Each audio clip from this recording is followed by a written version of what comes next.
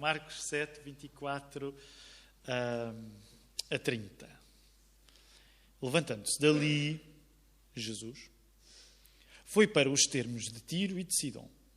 E entrando numa casa, não queria que alguém o soubesse, mas não pôde esconder-se. Porque uma mulher cuja filha tinha um espírito imundo, ouvindo falar dele, foi e lançou-se aos seus pés. E esta mulher era grega, cirofenícia de nação, e rogava-lhe que expulsasse da sua filha o demónio. Mas Jesus disse-lhe: deixa primeiro saciar os filhos, porque não convém tomar o pão dos filhos e lançá-lo aos cachorrinhos. Ela, porém, respondeu e disse-lhe: sim, senhor, mas também os cachorrinhos comem debaixo da mesa as migalhas dos filhos. E então ela disse-lhe: por essa tua palavra, vai, o demónio já saiu da tua filha. E indo ela para a sua casa, achou a filha deitada sobre a cama e que o demónio já tinha saído. Vamos lá voltar à palavra. Eu quero já dizer-vos, alguns de vocês sabem, aqueles que já me acompanham e que eu vos acompanho também há mais tempo, sabem, esta mensagem é uma mensagem que no meu caso já me deu sermões, já me deu canções, é um texto especial para mim. Aliás, é daqueles textos âncora. À medida que nós vamos pregando a palavra, habituamos a pregar um pouco em todo o lado. Aliás, ainda hoje de manhã lá na Lapa, não é? Profetas menores raramente são pregados tanto como outros textos. E é normal no nosso desenvolvimento no púlpito, para quem prega, que haja textos que acabam por ser referência. Acabamos sempre por ir lá parar. E eu reconheço, alguns de vocês sabem disso, que Marcos 7, a mulher cirofenícia, é um desses textos. Já vos tenho dito que são vários os textos de Marcos, porque Marcos tornou-se de facto o Evangelho referência para mim, mas este texto de Marcos 7 é um texto que, vez após vez, quando volto, continua sempre a entusiasmar-me e gostava de partilhar algumas coisas e abrir o espaço para o Espírito Santo fazer esse trabalho também na nossa vida. Só antes de ainda lá voltar, deixa-me só aqui reforçar alguns anúncios, até porque nós, na prática, não ficámos sem nos reunir, porque nos reunimos lá na Lapa. Mas é verdade que nós vamos começar a repetir muito isto, até para nos irmos entusiasmando. Não se esqueçam, o nosso plano é que a partir de setembro, aqueles que cá vão ficar, cá fiquem. Então, não aqueles que planeiam ficar em Algés já não precisarem de ir à Lapa. Eu sei que é sempre um momento especial, porque por um lado a pessoa vai ter de tomar uma decisão e reparem, se vocês estão aqui e ainda não têm essa decisão, tranquilo. Aliás, podem vir aos dois, okay? Se não têm uma decisão de ficar em Algés, podem vir ao culto, quer na Lapa, quer aqui. Mas é verdade que nós, a partir de setembro, queremos começar a viver, como o João acabou de notar há pouco, este espaço da maneira especial que será a nossa igreja futura. Por enquanto estamos a usar este espaço e gostaríamos de continuar a usá-lo. Claro que dependemos da generosidade da Igreja Evangélica de Algés, não sabemos se o futuro da nossa igreja vai ficar aqui neste lugar, mas queremos, a partir de setembro, de facto, assumir a nossa presença aqui, já não precisando de estar na Lapa. Agora, eu sei que isto são processos que levam tempo, mas também por isso, sempre que nasce uma nova igreja, nós temos de ir conduzindo as pessoas para se sentirem no futuro. Já fizemos isso há uns anos, em São Domingos de Benfica, fizemos isso há menos tempo na Margem Sul, mas quero entusiasmar-vos. Também é por isso que em breve vamos começar a fazer uma coisa muito simples, que vocês já terão reparado que não fazemos, por enquanto, mas que é o levantamento das ofertas, até para também começarmos a ter uma ideia dos recursos da nossa igreja. Porque se Deus assim abençoar, e é esse o nosso alvo, nós gostaríamos que esta igreja ficasse autónoma, portanto, já completamente independente da sua mãe, da Igreja da Lapa, em setembro de 2025. Está bem? Portanto, o plano é termos um ano já de convívio, sem precisarmos de estar na Lapa, para em 2025, se Deus assim abençoar, então tornarmos uma igreja autónoma. Portanto, vamos orando por estas coisas, porque tudo leva o seu tempo, mas é aqui que nós queremos chegar. Vamos lá voltar ao texto. Marcos 7, volta a colocar os teus olhos no verso 24 até ao verso 30, porque Jesus foi para o estrangeiro. Não é? Jesus foi ao estrangeiro. E o que é que Jesus foi fazer ao estrangeiro? Ele foi para território pagão, podemos dizer assim. Ele está na Fenícia e ele está à procura daquilo que continuadamente tem procurado na terra dele, no seu país, e que nunca encontra. O que é que Jesus tem procurado repetidamente e nunca encontra na sua terra?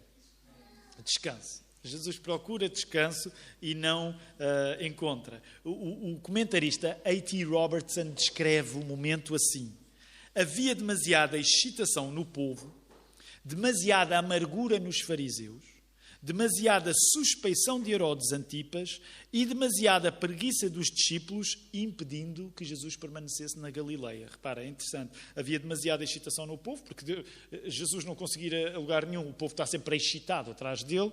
Havia demasiada amargura nos fariseus, porque os fariseus fazem a vida negra a Jesus, ele não pode ir para lado nenhum, está sempre a ter de levar com os fariseus. Havia suspeição de Herodes, nesse sentido do poder, e demasiada preguiça nos discípulos. É interessante isto. Portanto, Jesus pensa assim: eu aqui não me safo, não é? Então, deixa-me ir ao estrangeiro. Certamente no estrangeiro eu vou conseguir. O que é que acontece? Jesus vai para Tiro.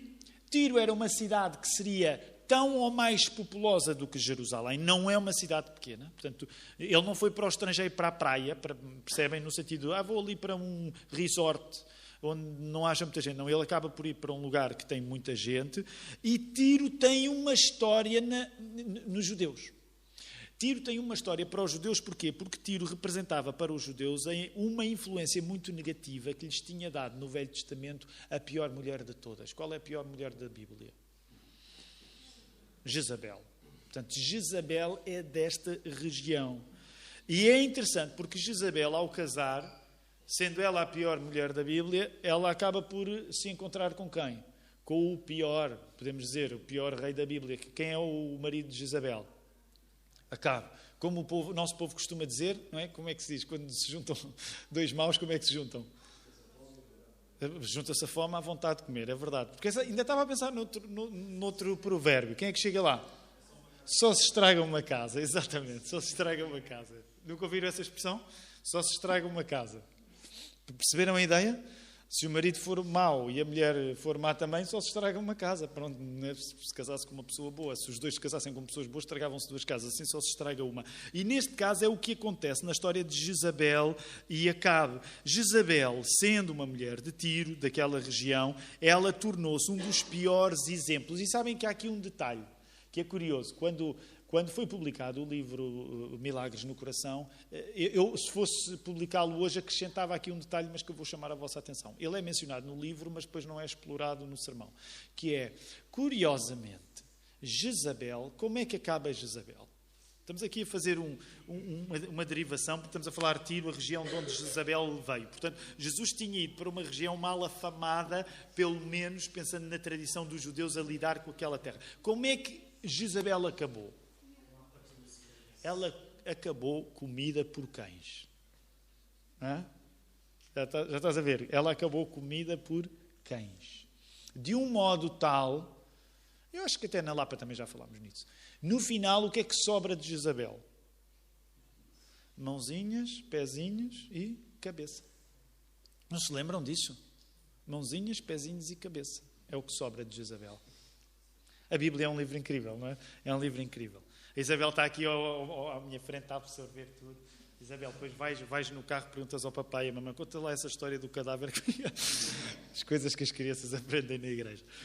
Pronto. O que é que significa? Significa que Jesus, quando vai para esta região, ela não é uma região qualquer. E eu quero chamar a tua atenção por aquilo que... Podemos dizer assim, há dois movimentos pendulares neste texto e depois há uma resolução. Vamos chamar movimento pendular ao facto de Jesus sair da sua terra, procurar um lugar de descanso, mas curiosamente, quando lá chega, ele agora que julgava, agora vou ter sossego, não vai encontrar um lugar de descanso. Porquê? Porque esta mulher Sirofenícia vai entrar em cena.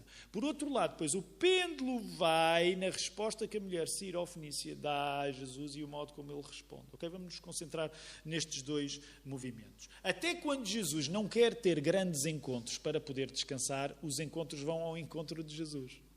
Esta é uma coisa engraçada. Quando tu lês o primeiro evangelho que foi escrito, o evangelho de Marcos, tu apercebes que Jesus, ele é Deus. Porque Marcos está constantemente a demonstrar que Jesus é Deus. Lembra-te de coisas que Jesus faz que só Deus pode fazer. Perdoar os pecados, por exemplo. Os sinais que ele faz, por aí fora.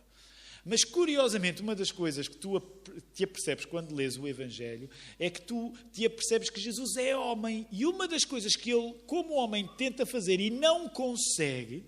Porque Jesus sabe o que é querer fazer algumas coisas e não conseguir. Isto não significa nem pecado nem imperfeição, mas significa ser pessoa. Epá, eu queria tanto descansar. E depois tu voltaste, foste passar um fim de semana fora, disseste, epá, vou passar um fim de semana fora, uma semana fora, a ver se eu consigo descansar. E o teu amigo, a tua amiga perguntou, então conseguiste descansar? E tu dizes, epá, não consegui. Olha, pior ainda, vim de lá mais cansado. E Jesus sabe o que é isto. Porque ele passou por isto. Ele foi lá, ele não quer encontros, mas o encontro vai ao encontro dele. E, no entanto, este encontro que vai ao encontro dele, vamos voltar aí ao verso 24, levantando-se dali, foi para os termos de Tiro e Sidom, e entrando numa casa, não queria que alguém o soubesse, mas não pôde esconder-se. É engraçado, porque, por exemplo, nesta tradução dá a mesma ideia. Pessoal, por favor, boca calada, isto não é para ninguém saber que eu estou cá. Vamos ver se arranjamos um buraco para nos escondermos e se conseguimos descansar. Por isso é que tem piada quando continuas a ler o verso 25. Porque uma mulher cuja filha tinha um espírito imundo, ouvindo falar dele, foi e lançou-se a seus pés. Então explica-se, ela vem, esta mulher sirofenícia, e Jesus não se conseguiu esconder. E esta mulher era grega, sirofenícia de nação, e rogava-lhe que a expulsasse da filha o demónio. Quando nós vamos perceber qual é esta natureza grega da mulher, tem a ver com ser grega de religião. Porquê? Porque para os judeus, depois de séculos de governo grego sobre toda a Palestina, eles chamavam gregas a todas as religiões que não fossem a religião deles. Portanto, ela era uma mulher gentia, se quisermos, pagã. E esta mulher era também síria de língua, embora devesse falar nesta circunstância em grego, e fenícia da etnia. Além da existência que esta mulher vai demonstrar, não é? Vamos aí para o verso 25. Ela traz uma grande preocupação. Ela é uma mãe preocupada. Porquê? Porque a sua filha está debaixo do poder de um demónio. E ela prontamente se lança aos pés de Jesus, diz o verso 25. Ela foi lançando-se a seus pés. E esta mulher sirofenícia, uma das coisas que nos vai trazer, já vamos ver o diálogo propriamente dita, é que ela roga, verso 26, rogava-lhe que expulsasse da sua filha o demónio. Ela teima naquele seu pedido. Agora temos uns quantos alunos da nossa igreja a estudar o grego, e uma das coisas que sabem é que quando o verbo está na forma imperfeita, demonstra que aquilo está a acontecer repetidamente. Portanto, ela não para de pedir uma coisa a Jesus, que é, Senhor, cura a minha filha. Ela não para de pedir. Reparem, isto tem graça. Jesus cria uma paragem e encontra uma mulher que não para de fazer uma coisa, que é pedir-lhe.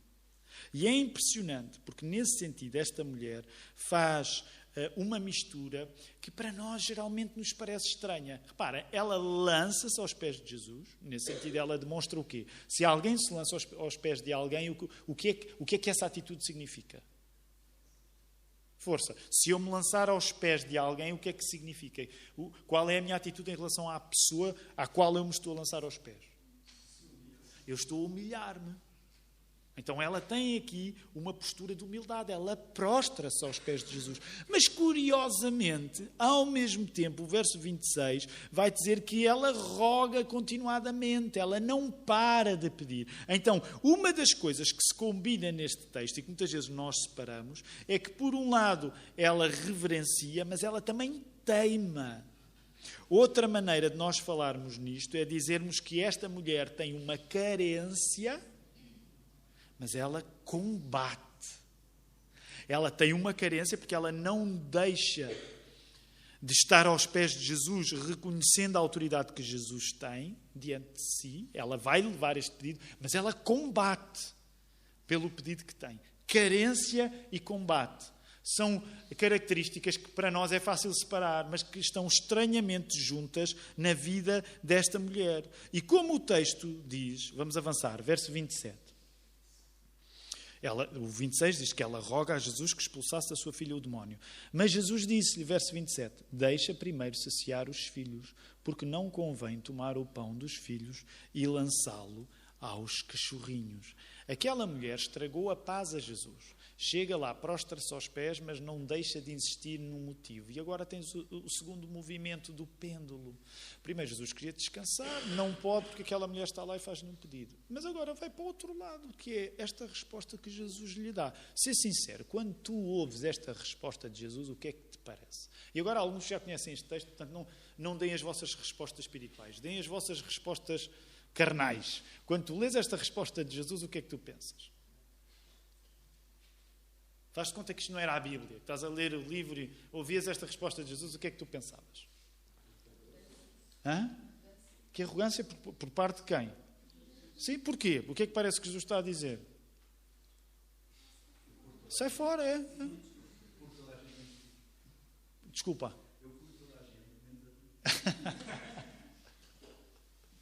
Por acaso nunca tinha chegado aí. É isso, Jesus parece que tem espaço, mas tu não. E reparem as palavras. Eu sei que agora é por isso que nós estudamos a Bíblia, para perceber no contexto em que as palavras são ditas, onde é que Jesus está a querer chegar. Mas reparem, à primeira leitura desatenta, ou mesmo descontextualizada, Jesus diz assim: deixa primeiro saciar os filhos, porque não convém tomar o pão dos filhos e lançá-lo aos cachorrinhos. O que é que parece que Jesus está qual é a dica que Jesus está a dizer, está a deixar àquela mulher? Que ela é como um cachorrinho, é uma cachorrinha, uma cadelinha, neste caso. Parece que Jesus está a chamar cão. Eu sei que para os irmãos do Brasil a relação com a palavra cão não é exatamente a mesma que nós em Portugal temos. Nós usamos a palavra, em Portugal, cão é usado para cães. E no Brasil geralmente é mais usado cachorrinho, de facto. E, aliás, eu sei que, por exemplo, eu no outro dia eu passei pelo era o berçário. Qual é a classe lá em cima? Aquela do lado direito. É o berçário, não é? Então os bebés. E acho, já não me lembro se era a Daiane, se era a Adria. E estava com um bebê ao colo e estava a dizer: olha ali o cão, olha lá o cão lá fora. E pelo que eu sei, o pessoal do Brasil corrija-me se eu estiver errado, mas no Brasil não seria tão comum dizer olha ali o cão, não é? Até se essa pessoa disser olha ali o cão, era mais olha ali o diabo, não é? Porque o cão é o diabo, não é? Mas não sei se sabem isso, cão tem um certo peso lá. Curiosamente, para nós entendermos se Jesus está a chamar cão ou não, é preciso de facto distinguir aqui umas coisas. Os judeus não tinham a cultura dog lover que nós hoje temos. Não havia o culto do cão, do cachorro, que nós hoje temos. Aliás, em alguns textos do Velho Testamento, os cães aparecem como uma praga mesmo. E reparem, para nós é difícil hoje entender isso hoje, até porque nós vivemos num tempo já bastante diferente. Reparem, hoje até para os meus filhos é mais difícil eles compreenderem uma coisa que quando eu era criança era mais fácil. Quando eu era criança, e alguns de vocês são da minha idade, era muito mais normal o quê? Haver cães na rua e soltos. Hoje já é mais raro, concordam? Hoje apanhar um cão sem ninguém é raro. No outro dia, curiosamente, no final do culto apareceu um cão sem ninguém que entrou pela nossa igreja e eu depois até tive a fazer festas, arrependi-me porque ele afeiçoou-se demasiado a mim e depois tive a ver o Daniel e a Renata espantá-lo, porque ele já estava a querer acasalar comigo. Portanto, para vocês verem o excesso que foi. Isto é verdade, alguns de vocês estavam lá. Portanto, mas hoje em dia é raro aparecer um cão sem dono. Há alguns que somos mais velhos, lembram-se que era muito mais normal haver cães pela rua e a pessoa ter de fugir de cães. Claro que ainda hoje é possível fugir de cães, mas concordam. Logo, porquê é que eu te estou a dizer estas coisas todas? Porque quando tu aprendes acerca da cultura judaica, tu percebes que não há aquele amor pelo cão como hoje existe. Agora, também é verdade que era normal, sobretudo em casas com crianças, haver cachorrinhos. E, portanto, haver esta relação. E é aí que Jesus está a querer chegar. Não é que Jesus esteja necessariamente a querer chamar cão àquela mulher, mas é verdade que ele está a estabelecer uma diferenciação. E essa diferenciação fica como uma espécie, deixa-me dizer assim, de teste. Porquê? Porque é dito. Reparem, é tão importante, estas 3 palavrinhas no verso 28 iniciais, na minha tradução, elas são: ela, porém, respondeu. Como quem diz, ela não se ficou. Ela não se ficou. E disse-lhe: sim, senhor, mas também os cachorrinhos comem debaixo da mesa as migalhas dos filhos. Que mulher ali. Sei lá, a pessoa diria assim: estás a responder a quem? Não é? Estás a falar com Jesus, mais respeito. E reparem a reação que isto vai provocar em Jesus. É tão bonito. Olha aí, verso 29. Então ele disse-lhe: por essa palavra vai, o demónio já saiu da tua filha. Pelo que tu disseste, aquilo que de certa maneira quase podia ser entendido como uma provocação, é precisamente aquilo que leva Jesus a dizer: o milagre já está feito. Repara como termina o texto. Indo ela para a sua casa, achou a filha deitada sobre a cama e que o demónio já tinha saído. Deixa-me falar-te rapidamente acerca da atitude desta mulher, porque a atitude desta mulher é incrível e desafia a nossa capacidade de compreender. Ela tem uma atitude, lembras-te ao início o que é que eu disse que a mulher juntava? Juntava duas coisas que geralmente nós achamos que vêm separadas. Ela juntava o quê? Carência, combate. E na resposta que ela dá, ela não falta ao respeito a Jesus, mas ela não se fica. Alguns dos comentadores tentam descrever esta atitude nela como uma espécie de louvor lúcido, no sentido uma lucidez excitada.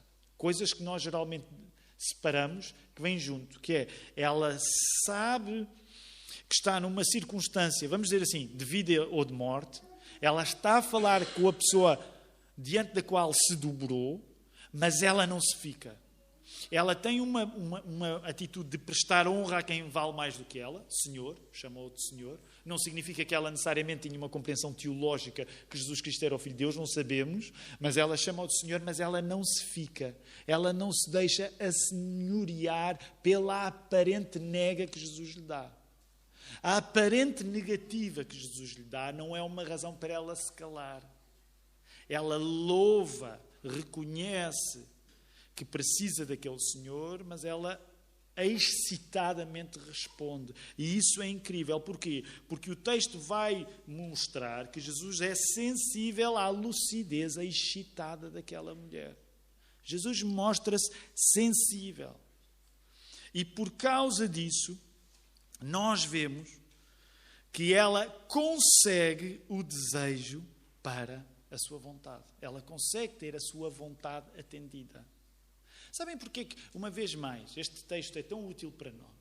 Sobretudo, e agora pensando no nosso contexto, até no nosso contexto teológico, o facto de como igreja, como plantação de uma igreja nova, sermos um grupo de pessoas que gosta tanto de sublinhar a soberania de Deus.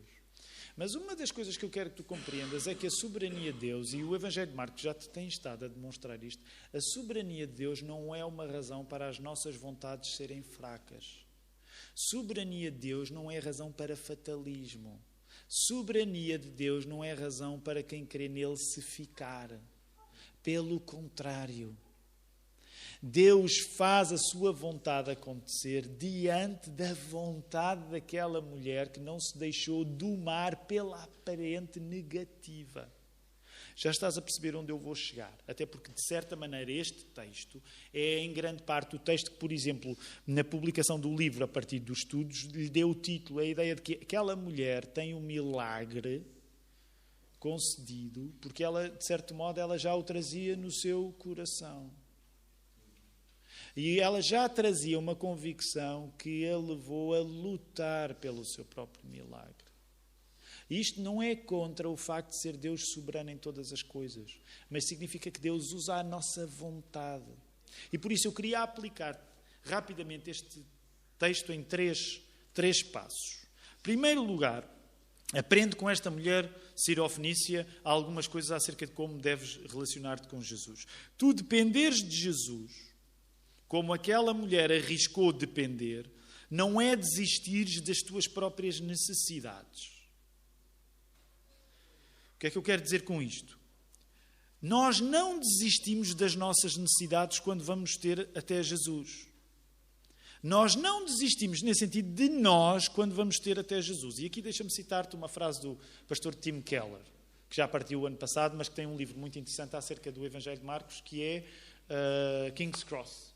E ele diz assim, Tim Keller diz assim, a mulher não disse, Senhor, dá-me o que mereço com base na minha bondade, mas dá-me o que não mereço com base na tua vontade. Já pensaste nisto? A mulher não disse, Senhor, dá-me esse milagre porque eu mereço esse milagre. Mas ela diz, Senhor, dá-me aquilo que eu não mereço porque tu és bom. Já pensaste nisso? Logo, nós enquanto cristãos Somos pessoas que não somos chamados a ignorar as nossas necessidades. Já esta manhã, eu creio que usei esta frase, não sei, já não me lembro o contexto exato, mas vou voltar a usá-la. Por exemplo, os erros do Evangelho da Prosperidade não se combatem com outro erro, que é o Evangelho da Pobreza. Tu, quando és cristão, não passas a ignorar as necessidades que tens. Tu, quando és cristão, não negas os milagres que gostavas que acontecessem na tua vida. Nesse sentido, tu estimas as tuas próprias carências para as levares até Jesus.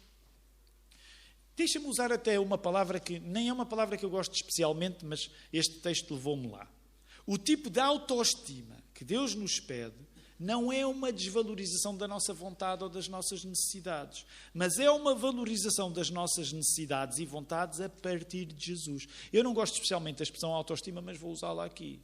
Há uma autoestima que tu és chamado a ter, que é valorizar as necessidades que tens, não para seres tu a impor a Jesus, mas para que Jesus possa te dar de acordo com a sua própria vontade. Tão errado como julgarmos que Deus é um supermercado onde nós vamos buscar os produtos de que precisamos, é nós não levarmos as nossas necessidades até Deus. São dois erros, são diferentes, mas são dois erros. Compreenda. E é isso que esta mulher sirofenícia está a ensinar-nos. Ela não largou Jesus, enquanto Jesus não lhe deu o milagre que ela sabia que Jesus lhe podia dar. Segundo aspecto, rapidamente. Quanto mais conhecemos Cristo, melhor nós vamos compreender que Ele de facto não nos deve nada. Há espaço para ler este texto e dizer: Jesus não devia isto à mulher sirofenícia. Jesus não deve nada à mulher sirofenícia, como não te deve nada a ti. E quanto mais tu compreendes que Cristo não te deve nada, paradoxalmente, mais tu lhe vais agradecer quando Ele te dá alguma coisa. Isto salda-se em louvor. Nós ganhamos um descaramento saudável para mendigarmos mais da graça de Deus para as nossas necessidades. Eu sei que é paradoxal, pode não parecer óbvio, mas quanto mais tu reconheces que Deus não te deve nada, mais tu lhe agradeces por qualquer coisa. Então ganhamos um descaramento para pedir, que não é baseado na nossa noção de mérito, mas é baseado na noção da misericórdia dele. Duas palavras com M. Quando te apresentas diante de Deus, não penses naquilo que tu mereces, porque tu de facto não mereces nada. Tu não tens autoridade para dizer: Deus dá-me, faz favor, dá-me, já estás atrasado em dar-me isto. Mas quando tu compreendes que o que está em causa não é aquilo que Deus te deve, o teu mérito, mas é a misericórdia dele, tu ganhas um santo atrevimento para lhe pedires com base na tua misericórdia. Não há nada de errado em tu dizeres: Senhor, ser misericordioso. Tu é que sabes, eu gostava que isto acontecesse. Tu é que sabes. Portanto, topa o paradoxo: quanto mais tu sabes que Deus não te deve nada, melhor descaramento tens para lhe pedires de acordo não com o teu mérito, mas com a misericórdia dele. Por isso mesmo, quando nós pensamos nas nossas próprias necessidades, nós não temos de as anular diante de Jesus. Nós temos de as levar até Jesus. E por isso um terceiro e último ponto que eu gostava de sublinhar aqui tem a ver com esta mistura de combate e carência. Um comentador chamado James Edwards, não é Jonathan Edwards, é outra pessoa, James Edwards, ele dizia assim: a mulher sirofenícia foi a primeira pessoa no Evangelho de Marcos a fazer o quê? Agora deixo para vocês adivinharem. Qual é? Ela é a primeira pessoa a fazer uma coisa. Até agora nunca ninguém tinha lá chegado e ela finalmente chegou. Hã? Já leste? Estás lembrado? Então aguenta só um bocadinho a ver se o pessoal chega lá. Ela é a primeira pessoa a fazer o quê? Jesus gasta muito tempo a falar e a explicar e a falar através de... Como é que Jesus... Parábolas, de figuras de estilo. Nesse sentido podemos dizer que é uma parábola no sentido em que Jesus usa uma figura de estilo. O que é que esta mulher é a primeira a fazer? Ela é a primeira a compreender a parábola de Jesus e a responder de acordo com a compreensão que tem. E eu nem sequer vou explorar o facto de ela ser mulher e não ser um homem, mas de facto é ela a primeira a responder. Porque Deus tem 12, permitam-me dizer assim com respeito, até porque são 12 apóstolos e é bom que eu os trate bem, mas Jesus tem 12 gabirus com ele, sempre ao lado dele, não é? Só teologia para aqui, teologia para acolá. Eles ficam sempre a apanhar do ar e é esta mulher que percebe onde é que Jesus quer chegar. Sabem porquê? Porque ela tem uma necessidade e não mente de acordo com a necessidade que tem. Ela sabe que precisa de um milagre. Ela já traz a garantia do milagre no seu coração. E não desiste até que Deus lhe dê. Ser cuidadoso com aquilo que eu te vou dizer. Mas sabes que esta é uma das razões que muitas vezes nós, no contexto da nossa vida cristã, lamentamos quando a nossa igreja é feita de gente que não precisa de milagres. Eu lamento, sério, eu lamento às vezes o facto da nossa igreja não precisar de milagres.